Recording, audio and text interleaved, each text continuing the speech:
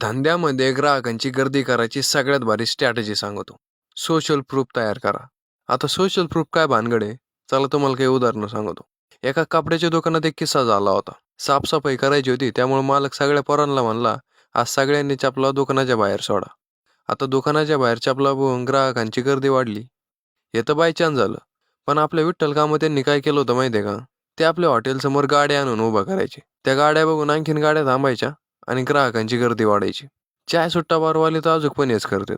त्यांचं कोणते पण नवीन आउटलेट उघडलं का तिथं पहिल्या दिवशी फ्री चहा वाटतात. आता फ्री चहामुळं ग्राहकांची गर्दी वाढते आणि ती गर्दी बघून रोजच तिथं गर्दी व्हायला लागते. एवढंच नाही, मार्केटिंगमध्ये किंग मानली जाणारी कंपनी रेडबुल त्यांनी पण अशाच प्रकारची सोशल प्रूफ स्ट्रॅटेजी वापरली होती. अख्ख्या शहरामध्ये त्यांनी रेडबुलच्या मोकळ्या बाटल्या टाकून दिल्या. दुसऱ्या दिवशी लोकांनी बाटल्या बघितल्या. त्यांना वाटलं चायला ही बाटली लईच विकती काय नो, आपण पण ट्राय करून बघू. झालं, वाढलं रेडबुलचा सेल. मित्रांनो, आपण सुद्धा ऑनलाईन काही विकत घ्यायचं असलं तर रेटिंग्स, रिव्ह्यू चेक करतो ना. सोशल प्रूफची स्ट्रॅटेजी सगळेच बिझनेस फॉलो करतात. पण तुम्ही याच्याकडे थोडं जास्त ध्यान देऊन वेगळं डोकं चालवून काहीतरी भारी सोशल प्रूफ तयार केलं ना, तुमच्याकडे ग्राहकांची गर्दी झालीच म्हणून समजा.